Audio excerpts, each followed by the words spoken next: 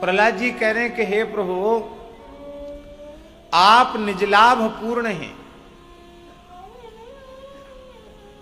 आपको किसी व्यक्ति, वस्तु, पदार्थ की अपेक्षा ही नहीं। आप आत्माराम, आप्त काम, पूर्ण काम है। फिर भी आप अज्ञानी जीवों की पूजा को स्वीकार करते हैं। क्यों करते हैं?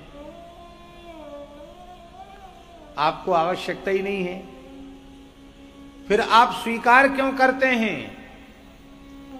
प्रहलाद जी कहते हैं करुणो वृणीते, करुणामय होने के कारण इन अज्ञानी जीवों के द्वारा की गई सेवा को स्वीकार कर लेते।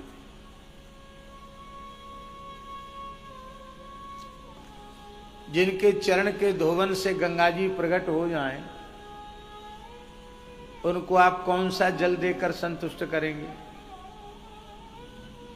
सारी धरती की नदियां जिनकी नस नाड़ी हों, उनको आप 4 आचमनी जल लेकर बोलते हैं पादयो पाद्यम हस्तयो अर्घ्यम मुखे आचमनियम सर्वांगे स्नानियम। एक आचमनी से ही कहते सर्वांगे स्नानियम।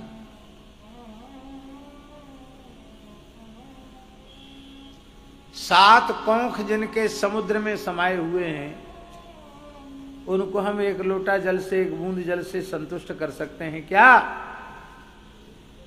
सूर्य जिनके नेत्र हैं, उनको दीपक दिखाकर उनका अंधेरा दूर करेंगे हम?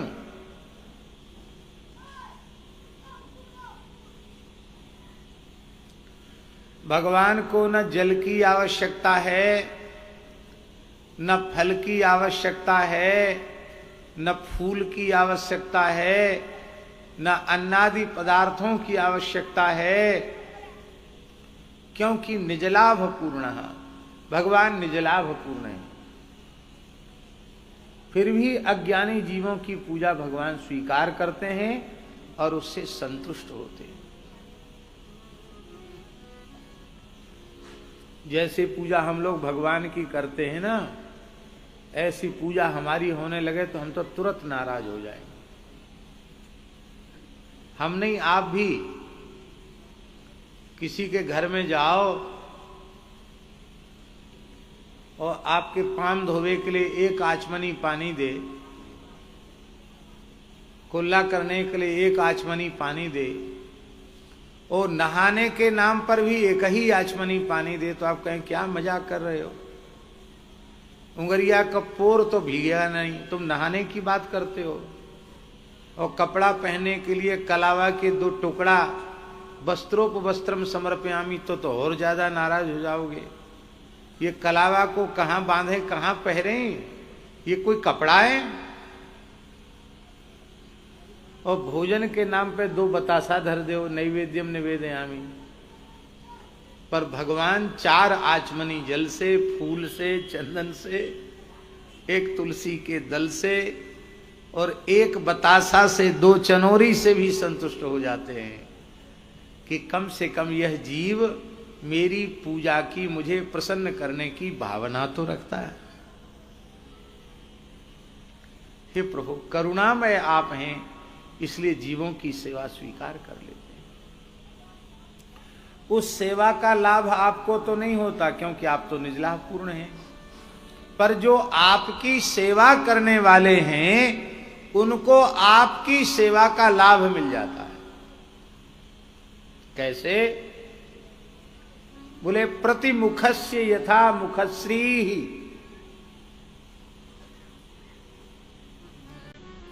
जैसे आपने अपने मुख का श्रृंगार किया, गोसाई जी मुख को श्रृंगार कियो और हाथ में दर्पण ले लियो, तो दर्पण में जो मोड़ो दिख रहे हो है ना, वा को श्रृंगार बिना किए ही है जाए।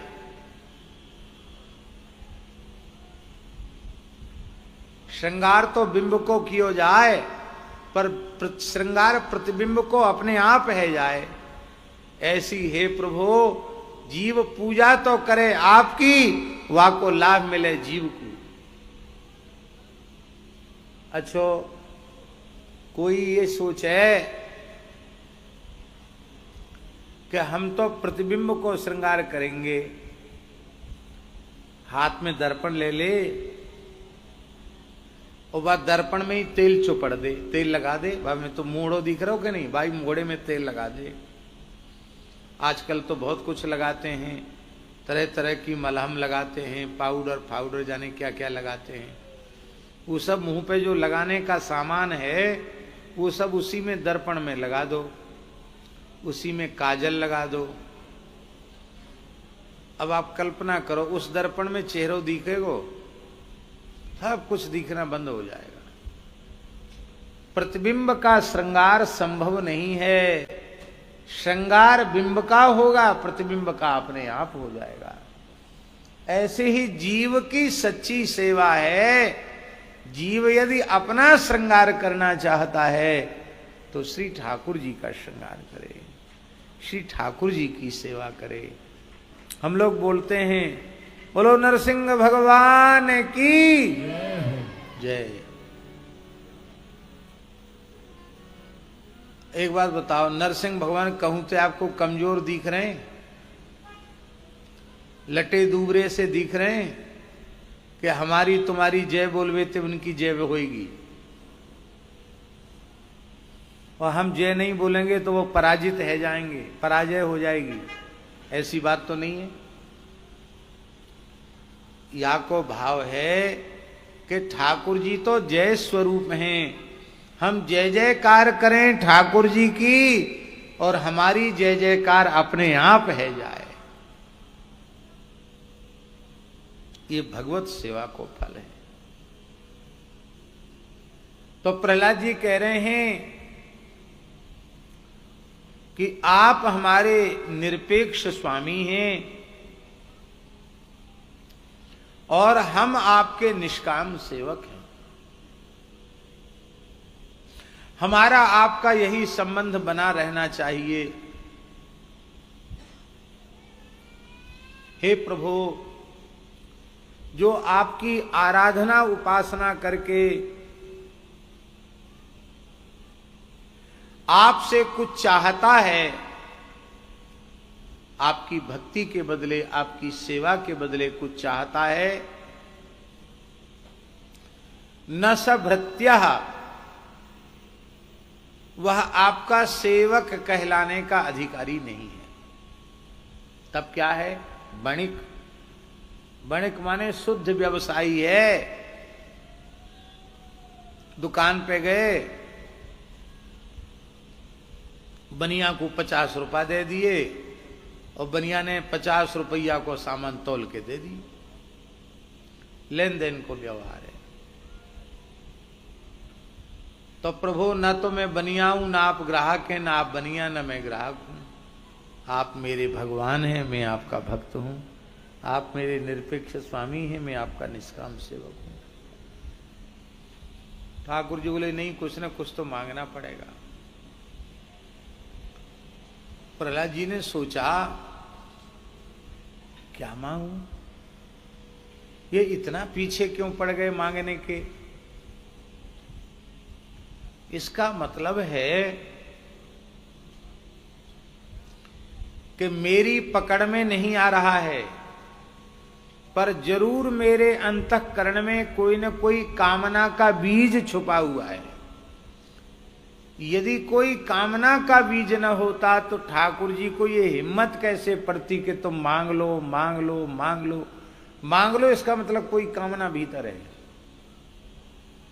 तो प्रहलाद जी बोले, हे प्रभु, आप देवो ही चाह रहे हैं तो सो आप कृपा करके यही दे दो।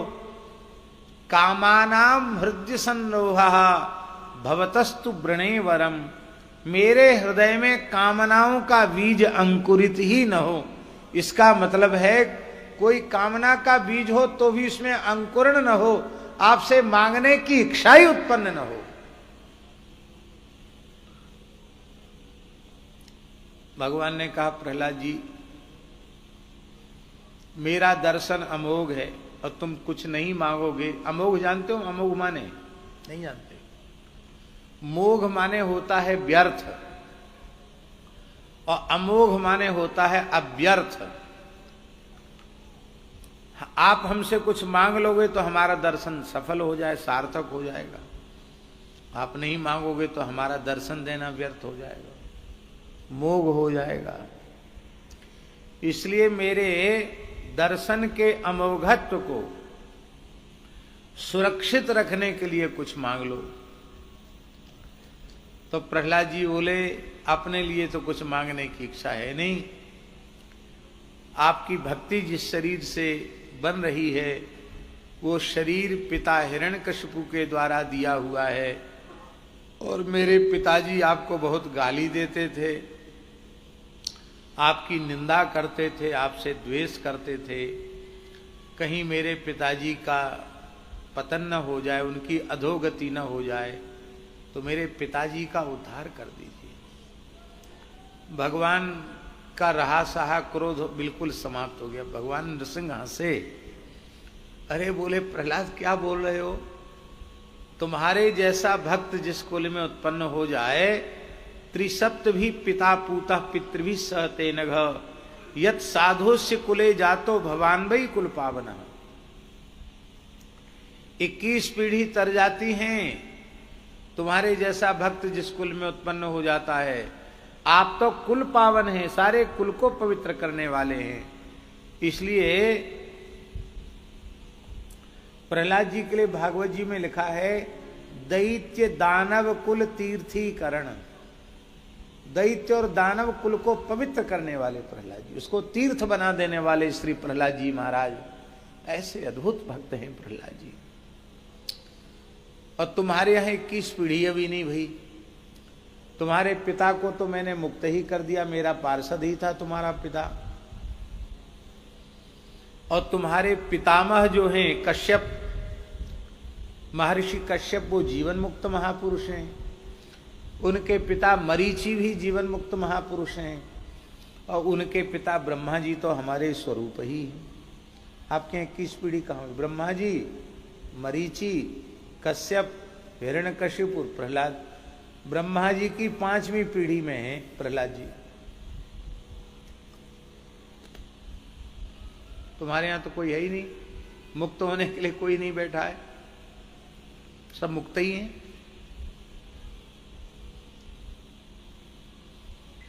इसलिए ये मांगना तो न मांगने के जैसा है।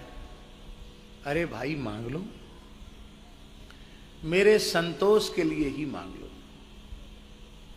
ये हम बताना चाह रहे हैं सिद्ध कोटि के भक्त का लक्षण। सिद्ध कोटि के भक्त कभी कुछ नहीं चाहते। तो प्रहलाद जी ने सोचा पिताजी के लिए मांगा, वो तो कह दिया, वो तो पहले से ही मुक्त हो गए, हमने कर ही दिया उनको, तुम्हारी मांगने की जरूरत नहीं। तो जीवों की ओर प्रहलाद जी ने देखा, तो प्रहलाद जी के हृदय में करुणा का उद्रेक हुआ कि यह जीव भगवान से विमुख होकर के न जाने कितने जन्मों से भटक रहे हैं। तो इन जीवों पर करुणा करके प्रहलाद जी बोले कि आप प्रसन्न होकर कुछ देना ही चाहते हैं तो सृष्टि के जितने प्राणी हैं सबको माया अविद्या के चक्र से मुक्त कर दीजिए, संसार चक्र से सबको मुक्त कर दीजिए। भगवान नृसिंह हंसे, बोले सब खेल हमारा खराब कर रहे हो, सब खेल बिगाड़ना चाहते हो। अरे भाई, जब सब मुक्त ही हो जाएंगे तो कुछ रह ही नहीं जाएगा, हमारा सब खेल खत्म हो जाएगा। आप तो कहते हैं कि सबको मुक्त कर दो, पर ये मुक्त होना चाहते हैं क्या? अरे मुक्त हम करते अवश्य हैं, पर उसको मुक्त करते हैं जिसके मन में मुक्ति की इच्छा होती है। इनको छूटने की इच्छा है क्या? प्रहलाद जी सोच रहे थे कि भगवान ने प्रस्ताव थोड़ी क्या कि हम सबको मुक्त करना चाहते हैं, हम आवाज लगाएंगे तो बड़ी भीड़ हो जाएगी। तो भगवान ने कहा देख लो, तुम्हारे मन में है तो देख लो। तो प्रहलाद जी ने बड़ी जोर से आवाज लगाई कि देखो भगवान नरसिंह प्रसन्न हैं, जो मुक्त होना चाहे इसी क्षण वैकुंठ जाना चाहे, भगवान ने बिल्कुल द्वार खोल दिए हैं, फाटक खोल दिए हैं। आ जाओ, नाम लिखाओ, चलो। सोचते थे बड़ी भीड़ हो जाएगी, एक भी नहीं आया, एक भी व्यक्ति नहीं आया।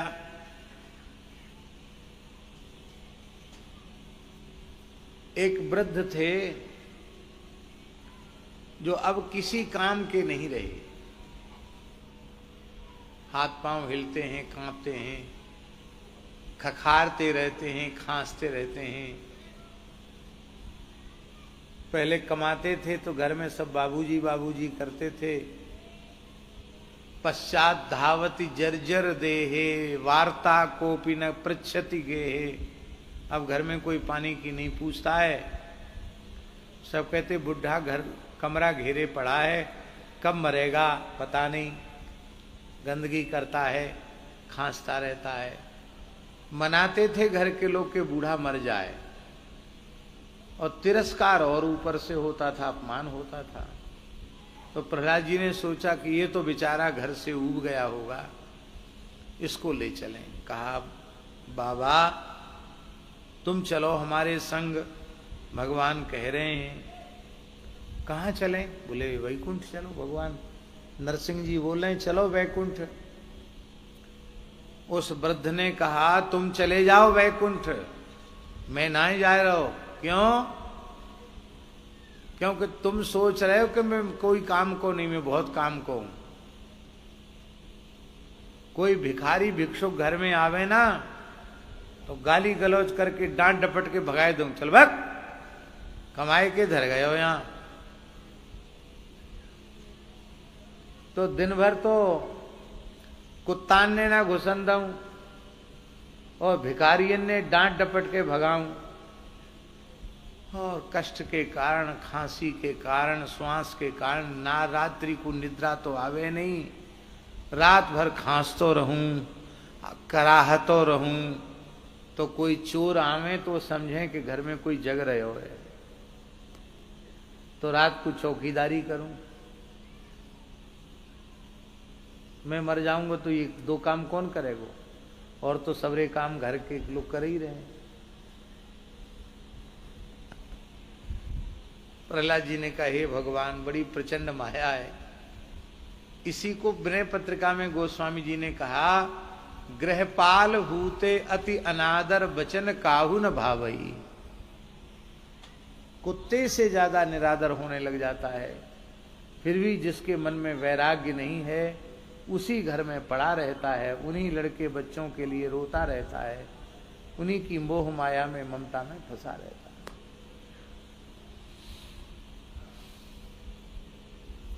जिससे ना प्रहलाद जी ने पूछा सबने मने कर दी। कथा बड़ी लंबी है सीता शरण जी। एक सुअर नाली में लौट रहे हो, प्रहलाद जी ने सोचे इससे घृणित प्राणी कौन होगा। विष्टा भोजी नाली में लौटने वाले सुअर से ज्यादा घृणित कौन प्राणी होगा। सुअर ते कही क्या यहां पड़े हो गंदगी में, चलो वहां। कहां? का वैकुंठ। बड़ी प्रशंसा की, बड़ी महिमा सुनाई वैकुंठ की। तो सुअर बोला आप इतनी महिमा सुना रहे हैं तो मैं बड़ा बूढ़ा भी हो गया हूं, चल सकता हूं, पर दो बात बताओ, वहां लौटने के लिए नाली मिलेगी कि नहीं, और हमारा जो भोजन है,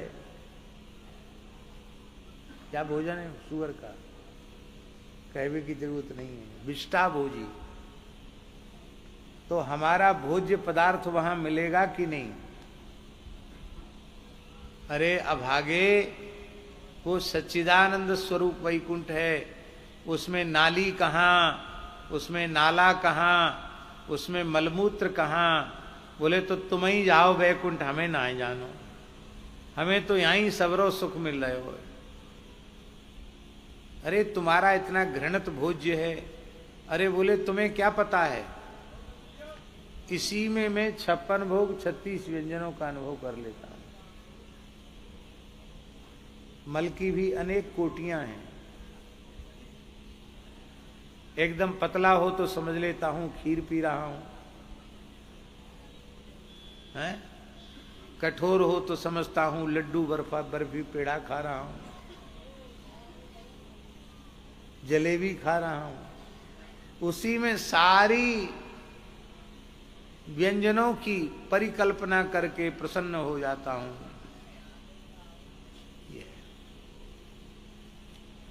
इसलिए आदि शंकराचार्य भगवान ने कहा संसार में 3 चीजें दुर्लभ हैं।